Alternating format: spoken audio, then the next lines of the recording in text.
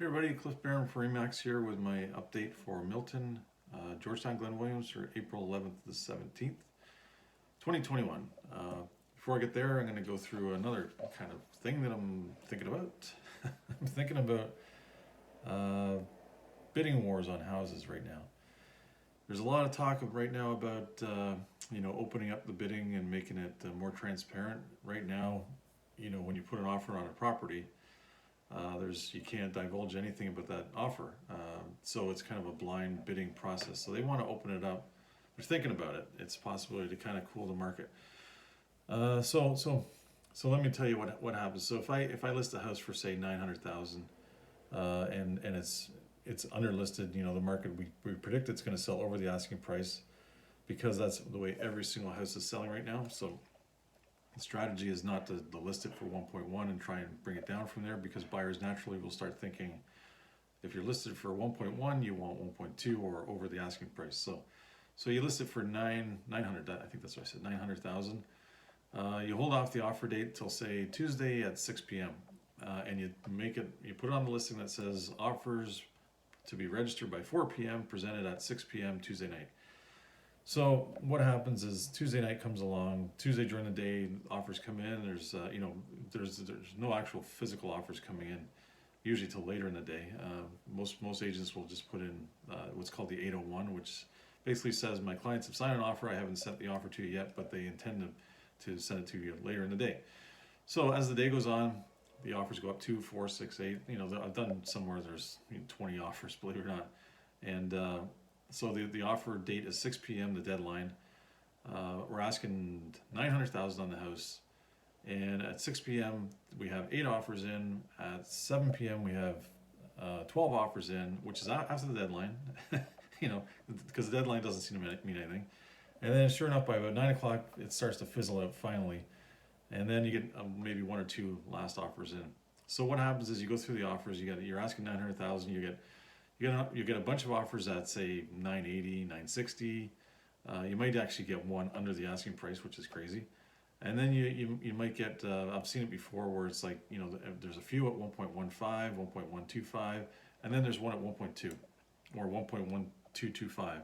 Basically $75,000 to $100,000 over the next one. So the thought is that's not fair. That's what people are saying. It's not fair.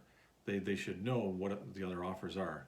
Which is, I get it, from a seller's point of view, the seller's like, no, I want to keep it this way because I'm doing great. But the buyer's point of view, it's like, it's not fair. So, I don't know, from a logistic point of view, holding off an offer date and then disclosing the dollar amount to everybody who's offered, with the current setup of how offers work, it wouldn't work. There's no way. Because it would be just a flurry of offers at the last 5 minutes and the phone just ringing and ringing and ringing. And there's no way you could keep up with it. So I don't think that would work. But anyways, the theory is it will slow the market, and it will too, for sure. Because what happens is, that listing I was talking about, if I list it for 900 and I get that blowaway offer that comes in at 1.2 and everybody else is at around 1.1, somewhere around there or so, it's going to sell. It's going to firm up 1.2, and the next thing you know, the next house on the street, a few doors down, will list in about 2 to 3 weeks. And they're going to list it at 1.05 with the thought, or 1.1 with the thought that they're going to sell for even more than 1.2. So what it's doing is it's just ramping up the prices. The prices are going up and up and up, and it's creating kind of like a false demand in a way, I guess. But as it is now, there's really it's got to be logistically figured out if they're going to go that way, because the current way of dealing with offers, it just wouldn't work. And then when you got to think about it too, if you buy a house, you get in the bidding process, you buy a house, and you're like, this is not fair, and then when you go to sell the house, you're like, this is not fair, now I have to do the open bidding and show everybody the price. That's not fair. And then if the market slows down, which it will, it'll affect the market for sure.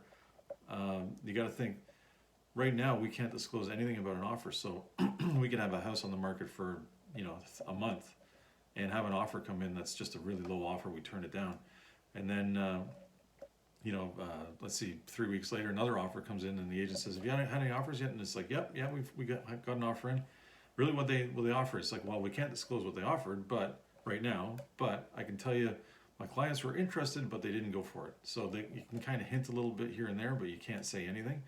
But with the new rules, if they did bring in the, disclosing the amounts, then all of a sudden you have to tell these people exactly what they offered, and then be like, oh, I don't know, that's it, eh? So if they offered that, then maybe I'm gonna just offer, a low amount too. So it's gonna be tough. So anyways, if you got any thoughts on it, let me know, because it's kind of like up for debate. There's pros and cons to both sides of it, and if it comes in, it comes in. It's just part of life that we're gonna have to deal with it and just follow whatever rules we have to follow. But anyways, so yeah, any comments, let me know. It's kind of an interesting topic, to be honest. Like, I've been thinking about it. It's like, how do you, is it good? Is it bad? It's like, it's really hard to to wrap your head around it, really.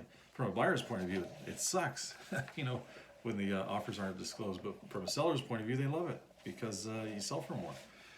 Okay, anyways, getting to the sales for April 11th to the 17th for Milton. 37 detached homes, 1.336 on average. There was a big one that sold on Sydenham for over 2 million, 2.2 million, believe it or not, and had over 100 and something showings. Crazy, but it was an extremely special property. And then we had 10 semis sold, 932 on average, 24 townhouses, 836 on average. And in the old part of Milton, there was only one sale, 1.025. And we got to Georgetown and Glen Williams. There was a few big ones that sold this week in Georgetown and Glen Williams. There was a big one that sold. So the older detached, we had 4 of them sell, 944. The newer detached, 1.32 is the average, 11 sales, and 1 semi and 2 townhouses sold. The semi was 862. The towns were 736, a little bit smaller towns. And then there was actually 1 condo and 1 condo townhouse in Georgetown, 590 for the condo, 520 for the condo townhouse. And in Milton, 612 for condo sales. So that's impressive. That's higher than it's ever been. And condo towns, 685, 10 of each. So things are still moving along, but we'll see how things shape up in the future. It's going to be really interesting to see how things are going to work with this bidding. And like I said, if you have any comments, put them down below. Let's get some healthy debate and friendly debate going. Nobody hates anybody. Let's just be nice. Okay, Cliff Bear from Remax. I'll talk to you guys soon. Take care.